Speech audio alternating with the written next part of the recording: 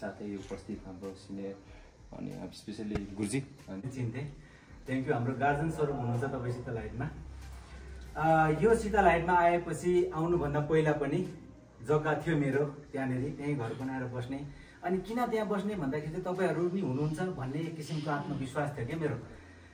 हुन त मेरो जोरपाटीमा नि घर थियो, म त्यतातिर पनि बस्न सक्थेँ, यता बेचेर जहाँ पनि जान सक्थेँ। तर यसो सोच्दाखेरि मेरो साथीभाइ मन मिल्ने चाहिँ यही ठाउँमा छ है भनेर मैले यहाँ किन्नु जरुरत थिएन मलाई, म जहाँ पनि जान सकेँ। तर मलाई विश्वास थियो कि यो शीतल हाइटमा हामीसँग मन मिल्ने साथीभाइ छ र मलाई सुख दुःखमा साथ दिने साथीभाइ यहीँ छ भनेर चाहिँ मैले यहीँ घर किनेँ, अलिकति गहिरोमा भए पनि तपाईँहरूकै अगाडि। सो एकदम धन्यवाद तपाईँहरूलाई। आज न्यु इयरको हाम्रो यो एउटा पार्टी ग्यादरिङ स्वरूपमा सेम टाइममा यो हो। म अलिक सस्तोमा परेँ सिधै कुरो एकदम धन्यवाद।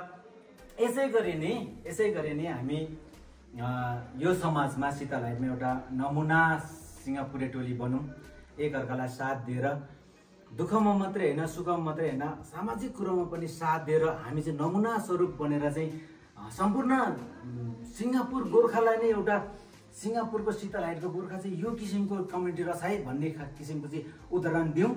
यो चाहिँ एकअर्काले साथ दिएर आफ्नो प्रब्लमहरूलाई टारेर सँगै मिलेर टारेर चाहिँ अगाडि बढौँ, यो कामना छ।